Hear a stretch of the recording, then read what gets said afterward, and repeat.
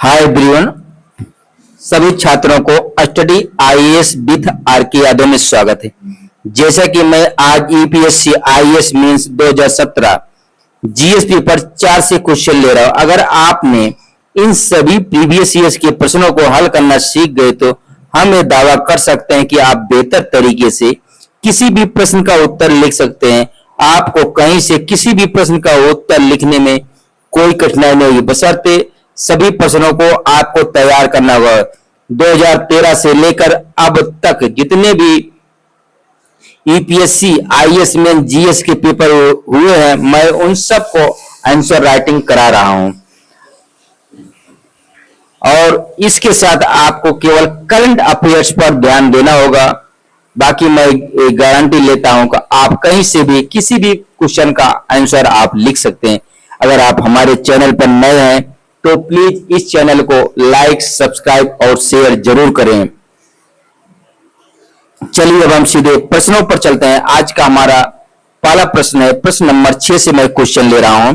6A, प्रशासनिक पद्धतियों में भावनात्मक बुद्धि का आप किस तरह प्रयोग करेंगे। सबसे पहले आप प्रश्न को सावधानी पूर्वक पढ़ें, उसके बाद प्रश्न के अकॉर्डिंग हम उत्तर देने का प्रयास करें, क्योंकि हमें उत्तर 150 शब्दों में उत्तर को लिखना है। सबसे पहले हम प्रश्न के अकॉर्डिंग भूमिका को लिखेंगे। सब भूमिका, भावनात्मक बुद्धि अपनी तथा दूसरों की भावनाओं को समझकर नियंत्रित करके और सकारात्मक दिशा में प्रयोग करने की क्षमता है। प्रशासन में यह संवेदनशील एवं प्रभावी निर्णय लेने में सहायक होती है। अब हम सीधे मुख्य भाग पर चलते हैं। एक प्रशासक के रूप में मैं भावनात्मक बुद्धि का प्रयोग इस प्रकार करूंगा। पहला पॉइंट है आत्म जागरूकता। अपनी भावनाओं, पूर्वाग्रहों और सीमाओं को पहचान कर निष्पक्ष निर्णय लूंगा। अगला पॉइंट है आत्म नियंत्रण।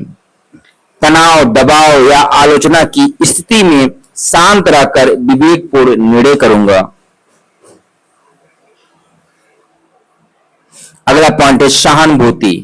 गरीब, वंचित, पीड़ित एवं कमजोर वर्गों की समस्याओं को उनकी दृष्टि से समझूंगा। अगला पॉइंट है संघर्ष समाधान। कर्मचारियों एवं नागरिकों के मतभेदों को संवाद और समझदारी से सुलझाऊंगा। अगला पॉइंट है प्रेरणा। टीम के सदस्यों का मनोबल बढ़ाकर सहयोगात्मक कार्य संस्कृति विकसित करूंगा। अगला पॉइंट है जन संवाद। शिकायतों को धैर्यपूर्वक सुनकर विश्वास एवं प्रशासनिक उत्तरदायित्व को मजबूत करूंगा। अब हम सीधे निष्कर्ष पर चलते हैं।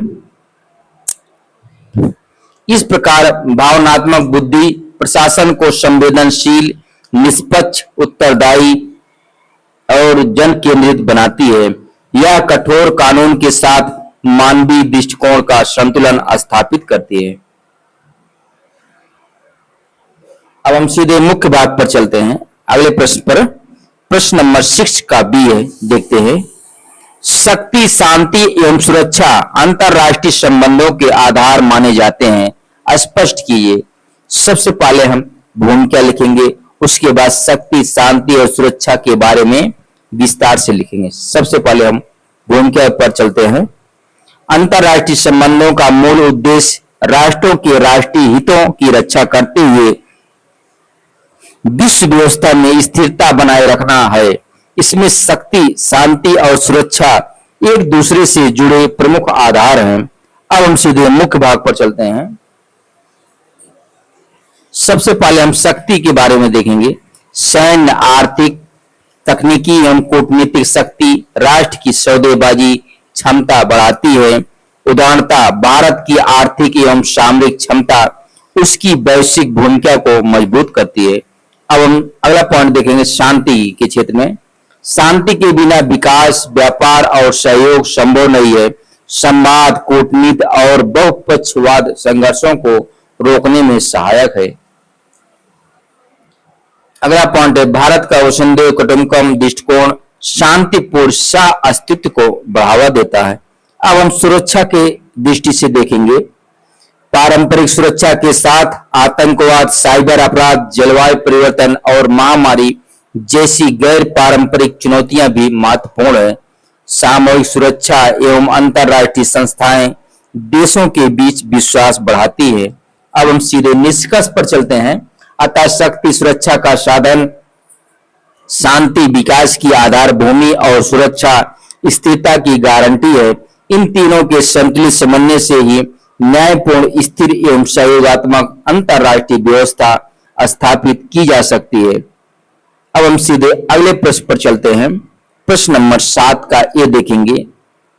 वर्तमान समय में नैतिक मूल्यों का संकट सदजीवन की संकीर्ण धारणा से जुड़ा हुआ है, विवेचना कीजिए। सबसे पहले हम प्रश्न के अकॉर्डिंग भूमिका को लिखेंगे। सदजीवन का अर्थ केवल भौतिक सुख, सफलता और व्यक्तिगत हित प्राप्त करना नहीं, बल्कि सत्य, न्याय, करुणा और सामाजिक उत्तरदायित्व के साथ जीवन जीना है। आज सदजीवन की संकीर्ण धारणा नैतिक संकट को बढ़ा रही है। अब हम सीधे मुख्य भाग पर चलते हैं। नैतिक मूल्यों के संकट के प्रमुख कारण देखेंगे। सबसे पहले भौतिकवाद, सफलता का माप धन और उपभोग बन गया है। अगला पॉइंट है व्यक्तिवाद, मैं को हम से अधिक महत्व मिलने लगा है। अगला पॉइंट है प्रतिस्पर्धा, लक्ष्य प्राप्ति के लिए साधनों की शुचिता की उपेक्षा। डिजिटल प्रभाव, दिखावे, त्वरित प्रसिद्धि और आभासी सफलता की प्रवृत्ति। अगला पॉइंट है सामाजिक उत्तरदायित्व में कमी, अधिकारों पर जोर, कर्तव्यों की उपेक्षा दिखाई देती है। अब हम परिणाम के बारे में, भ्रष्टाचार, हिंसा, असहिष्णुता, पर्यावरण दोहन तथा सामाजिक विश्वास में कमी देखने को मिलती है। अब हम इसके उपाय के बारे में देखेंगे। परिवार एवं शिक्षा में मूल्य आधारित संस्कार, आदर्श नेतृत्व, नैतिक प्रशासन और गांधी के साधन की शुचिता जैसे विचारों को व्यवहार में लाना आवश्यक है। अब हम सीधे निष्कर्ष पर चलते हैं। अतः सदजीवन को अधिक पाने के बजाय सही ढंग से जीने की अवधारणा बनाना होगा। जब व्यक्तिगत विकास के साथ लोकहित और मानवीय मूल्यों को जोड़ा जाएगा, तभी वास्तविक नैतिक पुनर्जागरण संभव होगा। अब हम सीधे अगले प्रश्न पर चलते हैं। वर्धित राष्ट्रीय संपत्ति के लाभों का न्यायोचित वितरण नहीं हो सका है। इसने बहुमत के नुकसान पर केवल छोटी अल्पसंख्या के लिए ही आधुनिकता और वैभव के इनक्लेव बनाए हैं। इसका औचित्य सिद्ध कीजिए। सबसे पहले हम प्रश्न के अकॉर्डिंग भूमिका लिखेंगे। आर्थिक विकास से राष्ट्रीय संपत्ति बढ़ी है, किंतु इसके लाभों का समान वितरण नहीं हुआ। परिणाम स्वरूप विकास के कुछ क्षेत्र आधुनिक सुविधाओं से युक्त है, जबकि बड़ी आबादी अभी भी बुनियादी आवश्यकताओं से जूझ रही है। अब हम सीधे मुख्य भाग पर चलते हैं। क्योंकि हमें 150 शब्दों में लिखना होता है, इसीलिए मैं पॉइंट टू पॉइंट उत्तर को दे रहा हूं। इस कथन का औचित्य निम्न रूप में देखा जा सकता है। सबसे पहले आय एवं संपत्ति असमानता के बारे में हम देखेंगे। आर्थिक वृद्धि का बड़ा लाभ पूंजी एवं उच्च आय वर्ग को मिला, जबकि निम्न वर्ग की आय अपेक्षाकृत धीमी बढ़ी। अगला पॉइंट है सारी ग्रामीण अंतर। महानगरों में विश्व स्तरीय परिवहन, स्वास्थ्य और डिजिटल सुविधाएं हैं, जबकि अनेक ग्रामीण क्षेत्रों में गुणवत्तापूर्ण शिक्षा एवं स्वास्थ्य का अभाव है। अब हम अगला पॉइंट देखेंगे रोजगार की असमानता। विकास ने उच्च कौशल रोजगार बढ़ाए, परंतु कम कौशल श्रमिकों को अस्थिर एवं कम वेतन वाले कार्य अधिक मिले। अब हम क्षेत्रीय असंतुलन। कुछ विकसित राज्यों और शहरों में निवेश केंद्रित रहा, जिससे पिछड़े क्षेत्रों का विकास धीमा रहा। अब हम सामाजिक बहिष्करण के बारे में देखेंगे। दलित, आदिवासी, महिलाएं एवं गरीब वर्ग विकास के अवसरों से अपेक्षाकृत दूर रहे हैं। अब हम सीधे निष्कर्ष पर चलते हैं। अतः केवल जीडीपी वृद्धि पर्याप्त नहीं है। समावेशी विकास, गुणवत्तापूर्ण सार्वजनिक सेवाएं, सामाजिक सुरक्षा और समान अवसर सुनिश्चित करके ही राष्ट्रीय संपत्ति को जन कल्याण में बदला जा सकता है। अब हम सीधे अगले प्रश्न पर चलते हैं। अनुशासन में सामान्यता, आदेश पालन और अधीनता निहित है, फिर भी यह संगठन के लिए प्रति उत्पादक हो सकता है। चर्चा कीजिए। सबसे पहले हम प्रश्न के अकॉर्डिंग भूमिका को लिखेंगे। अनुशासन संगठन की कार्यक्षमता, समन्वय और लक्ष्य प्राप्ति का आधार है, किंतु जब अनुशासन अंध आदेश पालन बन जाता है तो यह संगठन के हितों के विपरीत परिणाम दे सकता है। अब हम सीधे मुख्य भाग पर चलते हैं। अनुशासन के सकारात्मक पक्ष देखेंगे। क्या क्या पक्ष हैं? कार्यों में समयबद्धता एवं स्पष्टता लाता है, पदानुक्रम और जिम्मेदारी को सुनिश्चित करता है, संकट के समय त्वरित निर्णय एवं सामूहिक कार्रवाई में सहायक है। अगला पॉइंट है, कब प्रति उत्पादक बनता है? अंधहीन अधीनता से गलत आदेशों पर भी प्रश्न नहीं उठते हैं। कर्मचारियों की रचनात्मकता और नवाचार दब जाते हैं। भय का वातावरण बनने से समस्याएं वरिष्ठों तक नहीं पहुंचती। गलत निर्णयों की सामूहिक जिम्मेदारी बन सकती है। उदाहरण हम देखें, चैलेंजर अंतरिक्ष यान दुर्घटना में इंजीनियरों की चिंताओं को पर्याप्त महत्व न देना संस्थागत विफलता का उदाहरण माना जाता है। अतः संगठन में आदेश पालन प्लस विवेकपूर्ण असहमति का संतुलन आवश्यक है। अब हम सीधे निष्कर्ष पर चलते हैं। सच्चा अनुशासन केवल अधीनता नहीं बल्कि नियमों के प्रति निष्ठा, उत्तरदायित्व और संगठनात्मक हित में विवेकपूर्ण निर्णय है। ऐसा अनुशासन ही संगठन को कुशल, नैतिक और नवाचारी बनाता है। अब हम सीधे अगले प्रश्न पर चलते हैं। सामान्यतः साझा किए गए तथा व्यापक रूप से मोर्चाबंद नैतिक मूल्यों और दायित्वों के बिना ना तो कानून, ना तो लोकतंत्री सरकार, ना ही बाजार अर्थव्यवस्था ठीक से कार्य कर पाएंगे। इस कथन से आप क्या समझते हैं? समकालीन समय के उदाहरण द्वारा समझाइए। सबसे पहले हम प्रश्न को सावधानी पूर्वक पढ़ेंगे। प्रश्न में जो जो पूछ रहा है उसके अनुसार हम उत्तर देने का प्रयास करेंगे। सबसे पहले हम भूमिका पर चलते हैं। कानून, लोकतंत्र और बाजार संस्थागत व्यवस्थाएं हैं, लेकिन उनका प्रभावी संचालन विश्वास, सत्यनिष्ठा, न्याय, जिम्मेदारी और सहयोग जैसे साझा नैतिक मूल्यों पर निर्भर करता है। अब हम सीधे मुख्य भाग पर चलते हैं। पहले कानून देखें। केवल दंड के भय से कानून का पालन अस्थायी नहीं हो सकता। नागरिकों में कानून के प्रति सम्मान तथा अधिकारों में निष्पक्षता आवश्यक है। उदाहरणतः सड़क सुरक्षा नियमों का पालन स्वेच्छा से होने पर दुर्घटनाएं कम होती हैं। अगला पॉइंट है लोकतांत्रिक सरकार। लोकतंत्र में संविधानवाद, सहिष्णुता, जवाबदेही और सार्वजनिक हित जैसे मूल्य आवश्यक हैं। चुनावी प्रक्रिया में पारदर्शिता तथा शांतिपूर्ण सत्ता हस्तांतरण लोकतांत्रिक विश्वास को मजबूत करते हैं। तो अगला पॉइंट देखेंगे बाजार अर्थव्यवस्था। बाजार केवल लाभ पर आधारित होने से उपभोक्ता शोषण, धोखाधड़ी और एकाधिकार बढ़ सकते हैं। जैसे सेबी द्वारा कारपोरेट पारदर्शिता और निवेशक संरक्षण जैसे प्रयास नैतिक बाजार व्यवहार को बढ़ावा देते हैं। अब हम अगला पॉइंट देखेंगे समकालीन उदाहरण के बारे में। कोविड-19 के दौरान नागरिक सहयोग, स्वास्थ्य कर्मियों की सेवा भावना और संस्थागत जिम्मेदारी ने संकट प्रबंधन को प्रभावी बनाया। अब हम सीधे निष्कर्ष पर चलते हैं।